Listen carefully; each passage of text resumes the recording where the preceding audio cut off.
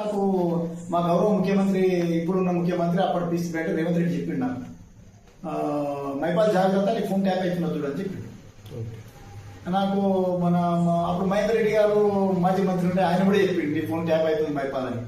ఇట్లా చాలా మంది నాకు పెద్ద పెద్ద లీడర్స్ తో కొద్దిగా లింక్స్ ఉంటాయి. వాళ్ళందరూ 2-3 చెప్పారు.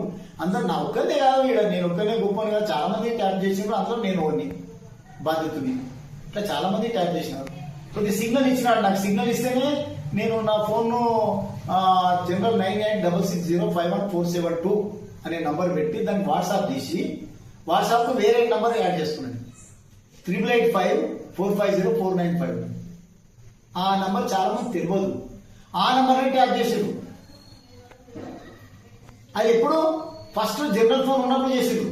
అప్పుడు ఎయిర్టెల్ ఉండేది ఫోన్, అప్పుడు చేసారు. అది చేస్తున్నా తెలిసిన తర్వాత నేను ఒక దాదాపు ఎలక్షన్ దాకా నాకు తెలియదు. ఎలక్షన్ అయిపోయిన తర్వాత దాన్ని నేను వాట్సాప్ కన్వర్స్ చేసి కన్వర్స్ చేసి అది నాకు టెక్నికల్ గా నాకు కూడా పెద్ద దాని మీద నీ ఫోన్ ఎట్లా ట్యాప్ చేస్తావు నువ్వు? నీ ఫోన్ ట్యాప్ చేయాలంటే నీ పర్మిషన్ తీసుకోవాలి. ఒకవేళ నీ ఫోన్ మీద ఎవరైనా కంప్లైంట్ చేస్తే ఖచ్చితంగా ట్యాప్ చేయి. ముద్దకలేదు ఎవరు కంప్లైంట్ లేని ఫోన్లు అగ్రికల్చర్ ఫ్యామిలీకి వెళ్ళి వచ్చి ఏదో నాకు సేవ చేద్దామని వచ్చిన మాలాంటి ఫోన్లు ట్యాప్ చేయడం ఎంతవరకు సమంజసం?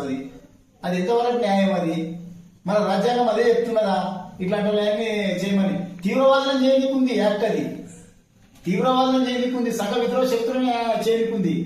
సంఘాన్ని బస్సు పట్టించే వాళ్ళ మతతత్వవాదులు, కులతత్వవాదులు వీళ్ళ గురించి ఉన్నది. అది మా గురించి కాదు. వాళ్ళని చేయండి. వాళ్ళని కూడా చేయాలంటే వాళ్ళకి పర్మిషన్ ఇవ్వాలి. ఒట్టిగా చేస్తామని నడవదట గాలికి. మరి వాళ్ళు కూడా కోర్టులో ఛాలెంజ్ చేయొచ్చు.